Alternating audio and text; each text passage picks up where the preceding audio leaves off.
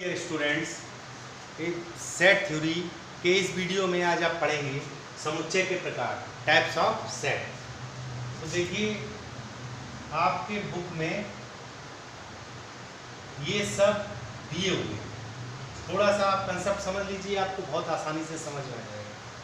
सबसे पहला आपका जो समुच्चय का प्रकार है वो है रिक्त समुच्चय। रिक्त समुच्चय, अब रिक्त समुच्चय इसको इंग्लिश में नल सेट, नल सेट या एम्प्टी सेट है। थोड़ा सा समझ लीजिए, बहुत सरल। ऐसा समुच्चय जिसमें एक भी अवयव ना हो वो नल सेट या एम्प्टी सेट या रिक्त समुच्चय कहलाता है। जब एक भी अवयव नहीं होगा तो उसको केवल महिला कोष्ठक खाली लिख देंगे या इसको हम फाई से इंडिकेट करते हैं। एक बात ध्यान रखना, फाई में कोष्ठक नहीं लगाएंगे। अगर फाई में इस तरह कोष्ठक लगा दिया तो इसका मतलब बदल जाएगा। वो भी आप आगे एकल समुच्चय पढ़ेंगे तो सीखेंगे। या तो खाली कोष्ठक लगाएंगे या फाई लिखेंगे। तो ये हो गया रिक्त समुच्चय। अब रिक्त समुच्चय होता क्या है वो आप समझ लें। जैसे आपसे ये कह दिया जाए कि एक से छोटी प्राकृतिक संख्या, एक से छोटी प्राकृतिक संख्या, एक से छोटी प्राकृतिक संख्या नहीं होती है, तो इसका मतलब यह है रिक्त समुच्चय हो गया। आपसे कह दिया जाए वर्तमान में हिंदुस्तान का महिला प्रधानमंत्री, वर्तमान में भारत की महिला प्रधानमंत्री, महिला प्रधानमंत्री। आप जान रहे हैं इस समय प्रधानमंत्री पुरुष है, महिला तो है नहीं, तो ये रिक्त समुच्चय हो गया। इस प्रकार कोई भी ऐसा समुच्चय जिसमें एक भी अवयव ना हो वो रिक्त समुच्चय कहलाता है।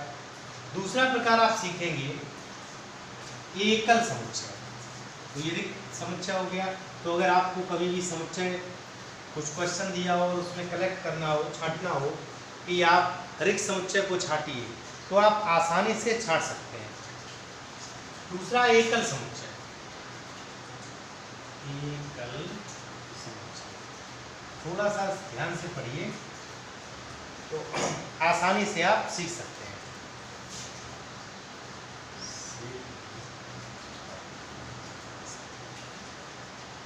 एकल समुच्चय का मतलब है ऐसा समुच्चय जिसमें सिर्फ और सिर्फ एक अवयव हो। अब हमको वो समुच्चय सोचना है, या जो भी जब भी एकल समुच्चय होगा तो आपसे उसके बारे में पूछा होगा, उसमें सिर्फ एक अवयव होगा। जैसे छोटा सा भी मैंने एग्जाम्पल लिया था, भारत का वर्तमान महिला प्रधानमंत्री। हम क्वेश्चन ले लें, भारत का प्रधानमंत्री, वर्तमान प्रधानमंत्री, भारत का वर्तमान प्रधानमंत्री का समुच्चय।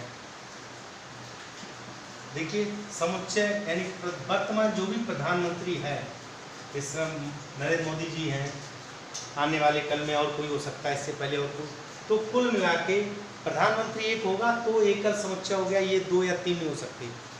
राष्ट्रपति ले लो, आप प्रदेश का मुख्यमंत्री ले लो, आप अपने विद्यालय के प्रधानाचार्य को ले लो, ये सब एक पद है। तो जहाँ पर जिस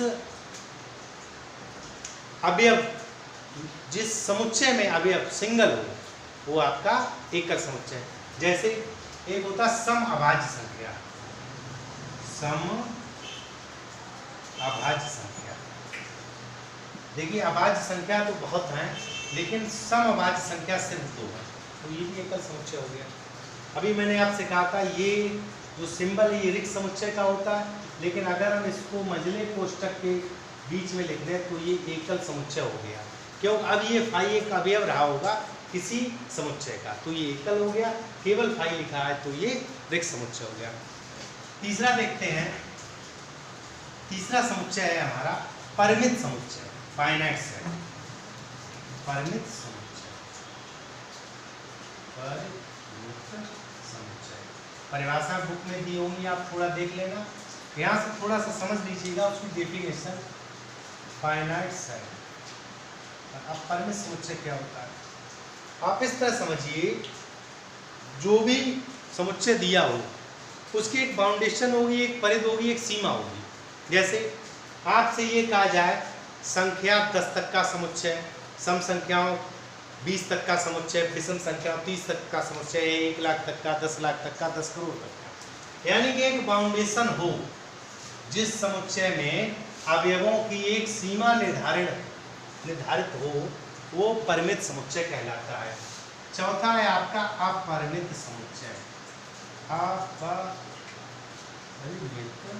समुच्चय यह होता है इनफाइनाइट। अब देखिए दोनों में अंतर क्या है। इनफाइनाइट सेट जहां पर बाउंडेशन ना हो, जैसे आपसे ये कहा जाए 1 से लेकर 100 तक संख्या, ये संख्याएं हो गई, यानी कि आपके जैसे 1 से स्टार्ट है प्राकृतिक संख्याएं, तो प्राकृतिक संख्याओं का समुच्चय, इसको अगर हम लिखें गुण विधि या समुच्चय, तो x अनुपात x बिलोंग्स टू n, और बाउंडेशन है अगर 100 तक है तो इसका मतलब लेस देन 100 या लेस देन 100 लिख दो, या ऐसे लिख दो कि छोटी या बराबर कहाँ तक है 100 तक।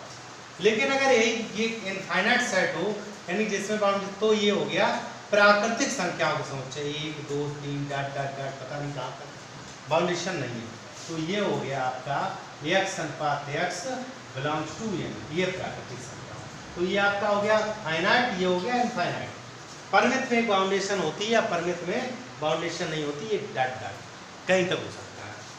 तो ये हो गया परिमित अपरिमित। अब आगे सीखेंगे विसंगतीय अथवा असंयुक्त। अब देखिए विसंगति अथवा असंयुक्त समुच्चय, छोटी छोटी परिभाषाएं हैं, इनको बहुत ध्यान से समझना।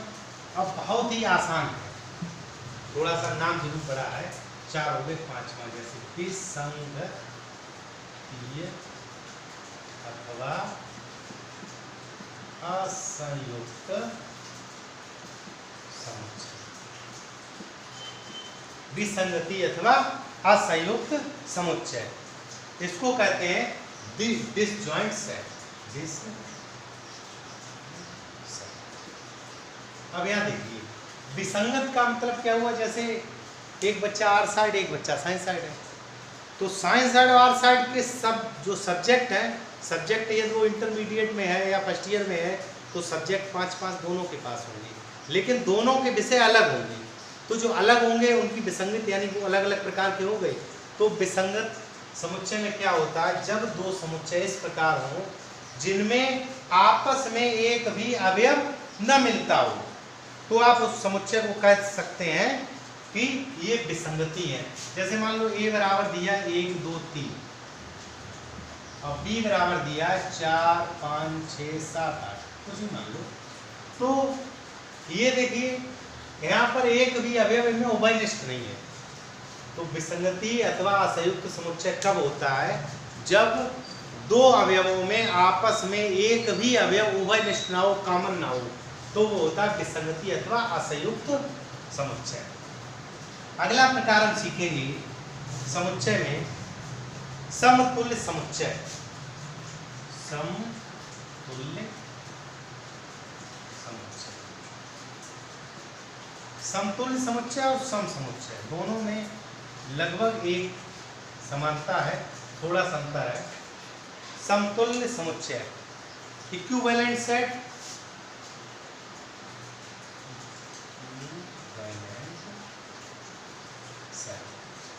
और ये होता है इक्वल सेट। अब यहां ध्यान देना, जब दो अवयव दो समुच्चय इस प्रकार ले लें जिनमें अवयव तुलनात्मक रूप से बराबर हो, अथवा तुलनात्मक रूप से बराबर हो यानी कि उनमें पदों की संख्या कैसी हो, बराबर हो। जैसे मान लो एक ए बराबर ले लिया 1 2 3, बी बराबर ले लिया मैंने ABC, तुलनात्मक रूप से ये बराबर है, 3 अवयव इसमें 3 अवयव इसमें है, लेकिन वैसे ना तो इसमें एक ही अवयव आपस में समान है, ना ये बराबर है, ना आपस में कोई संबंध है, लेकिन यह तुलनात्मक रूप से बराबर हैं, तो इनको हम कह सकते हैं समतुल्य समुच्चय। अब जैसे मान लो ए बराबर दिया 1 2 3 और बी बराबर भी दिया है 3 2 1, मतलब अवयव भाई 1 2 3 किसी क्रम में लिखो तो यह 3 3 होने के साथ साथ अवयवों की संख्या एवं अवयव बराबर है तो वो कहलाता है समसमुच्चय। तो इस प्रकार हमने इसमें ये कंडीशन सीखी कि जब इसमें क्या होता है कि जो आपका नंबर आप जैसे आपके इसमें कितने नंबर हैं 3, तो इसका मतलब जैसे n a equal n b और यहाँ पर क्या होता है a बराबर b। इन दोनों बहुत ध्यान से समझना कि समतुल्य और समसमुच्चय। तो यहाँ इस वीडियो में हमने समुच्चय के प्रकार के बारे में सीखा, अगले वीडियो में और कुछ बताएंगे।